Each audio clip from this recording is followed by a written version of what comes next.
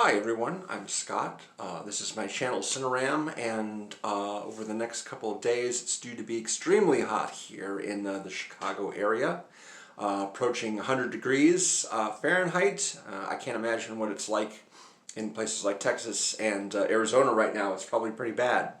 I wanted to talk a little bit about the strikes that are happening right now in the entertainment business. The WGA and the SAG-AFTRA strikes against the Alliance of Motion Picture and Television Producers, or more specifically, the major movie studios, television networks, and streaming services. The members of this union decided that they weren't being adequately compensated for their work. The writers don't have sustainable work as far as the scheduling for television productions. Neither of the two unions feel like they're getting the residuals that they need, especially from the streaming services. There's plenty that I don't know about how all this works, because I'm not a member of either union. I'm not a working actor or writer. Though I'm fond of the movies and television shows, there is a lot that I don't know about the actual business itself. But recently I came across an interview that was posted to YouTube at the end of July on the channel Pod Save America. The show is called Offline with Jon Favreau, and despite the fact that he spells his name exactly the same way, he is not the director of Iron Man and Elf and other motion pictures, as well as an actor. He's the host of an interview show, basically, which is a podcast, as well as, it's available on that Pod Save America YouTube channel. So, as I said, the end of July, this guy, Favreau, interviewed Adam Conover, who is the host of shows like Adam Ruins Everything and The G Word, I believe it's called, a Netflix series on the government. And Adam, in addition to being a member of the Writers Guild, is also on the negotiating team. The Writers Guild appointed some of its members, who are writers, to negotiate with the producers and the motion picture studios and streaming services and TV networks for more agreeable working conditions and compensation. So a few things that I wasn't aware of. The streaming services, for example, that I'm aware of consist of a few that have no ads, such as Max, Apple Plus, and Disney Plus, and possibly AMC Plus, although I'm not absolutely certain of that. They only have one tier. I don't know if that's ad-free or not. I wasn't able to obtain that information.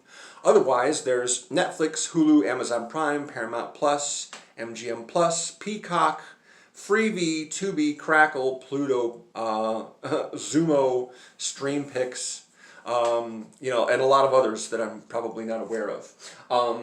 What this is basically is the streaming services have ad tiers, and the writers and actors want some of that revenue. They want the revenue from the advertising revenue that these streaming services get through their programming. Whereas the services like Max and Apple Plus and Disney Plus, they have ad-free programming, so they rely entirely on subscription services. Now, one of the misconceptions that I had was that a streaming service that has only subscription services doesn't get ad revenue, and they don't see an increase in their revenue when people watch more of one particular show or movie versus another, because everyone's just paying a flat rate.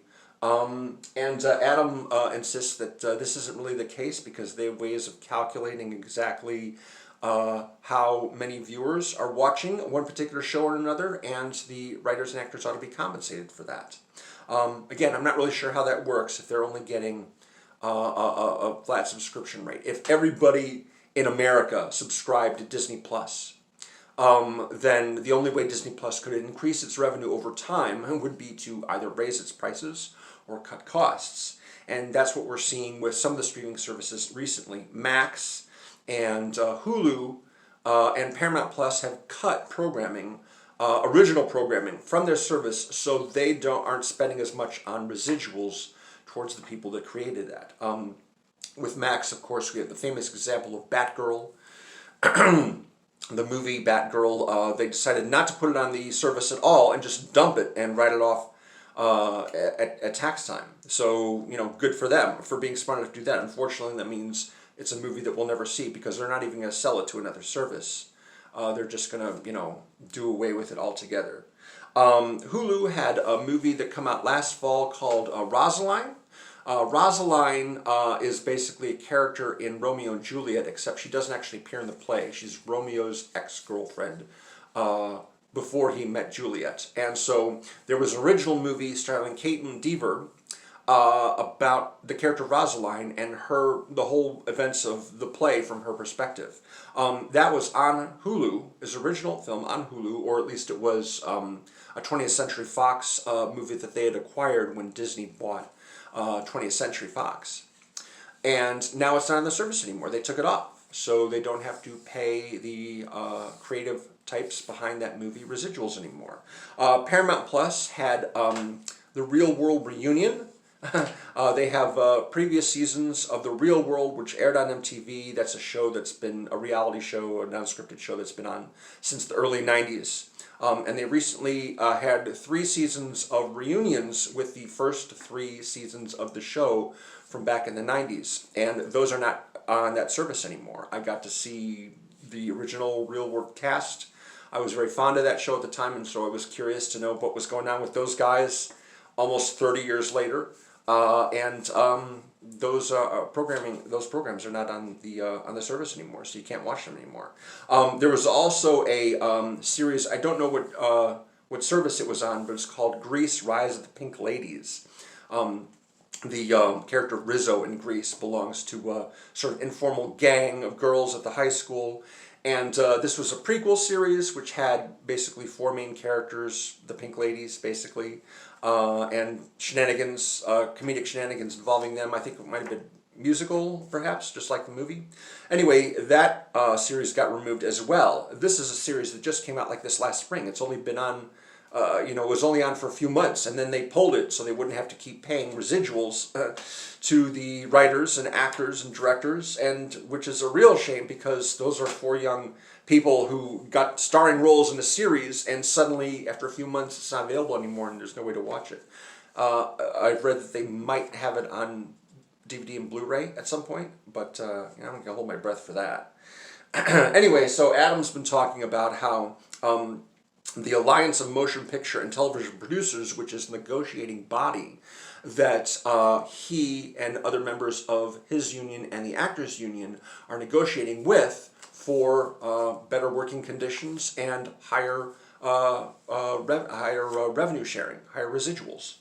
But the people who comprise this alliance are not actually employed by they don't work directly for the movie studios and television networks and streaming services. These major players, the CEOs, have hired this special organization just for negotiation, whereas the writers and actors who actually make up the negotiating teams for their unions are actual working writers and actors. Fran Drescher, for example, she's the president of the Actors Union, SAG-AFTRA, and she is also an actor, has been and will be again. I don't know if she acts now because she's in charge of the union, but maybe. Anyway, so that's something that I didn't know. What they're looking for, obviously, better working conditions. The writers, this is mostly focused on television programs, scripted series. It used to be that writers would be much more involved in the actual production of the show itself, so that they could eventually become showrunners. But now they have people just basically writing an entire series and then saying, okay, you're done. And, that really isn't, even if you got a job writing for a TV series, the compensation wouldn't be enough to actually live on.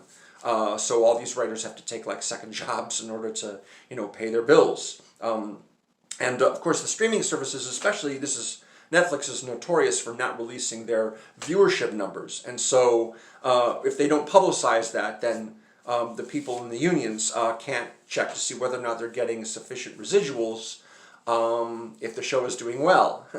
If they keep that a secret, I mean, with the box office, for example, if you go to a movie and pay for a ticket, then the people in the unions, they get a percentage of the revenue from that ticket. If you buy a disc, such as a Blu-ray or a DVD, or if you watch a movie that's being broadcast on one of the basic cable or networks, or if you watch a television show that's premiering on ABC or FX, those all get ad revenue. And the unions basically, it's in their contract, they get a percentage of that. It might be a very small percentage, but you add up all that revenue and all those movie tickets, and so the more successful a show or a movie is, the more residuals that you would earn if you were one of the union people working on one of these projects. So because some of the streaming services don't release their numbers and don't say how well the show is doing, and there's no way to really gauge how much the residuals will be, so they want more transparency there. And then there's AI, of course. The actors don't want their likenesses scanned and then used in perpetuity without any sort of compensation for that. That's something that happened with some of the background players, the extras on Marvel movies recently. And of course, the writers don't want to just be hired to polish or rewrite or touch up a script that had been generated by artificial intelligence or machine learning. Because all that is really is when you get scripts like that, they're just regurgitating parts from other scripts that they learned from. They're not actually coming up with original stories because they can't. They don't have originality. They don't have creativity. They're just mimicking other things.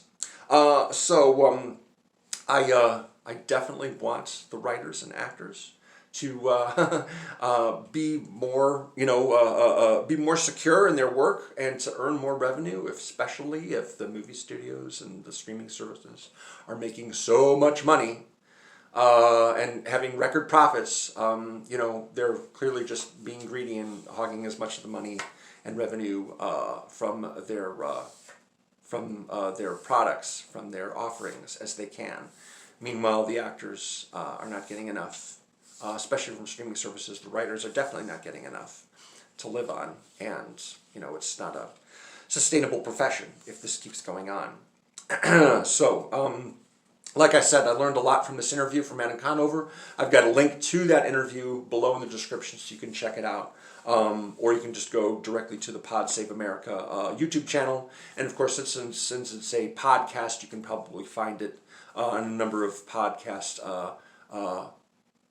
platforms. It's called Offline with Jon Favreau, and yes, he spells his name exactly the same way as Jon Favreau, the director, but it's not the same guy. That's all I got for now. Thanks very much for watching, and if you want to check out my Facebook page, that is where I post links to all of my videos when I post them, when I first have them, available, because sometimes the subscription inbox doesn't give you those lower tier guys like myself. I have a very small viewership, but it's a hobby for me. Not trying to earn money from my YouTube videos, unlike the writers and the actors in the movie business and television business who are trying to earn a living. Just a hobby for me. Thanks again for watching. See you again soon.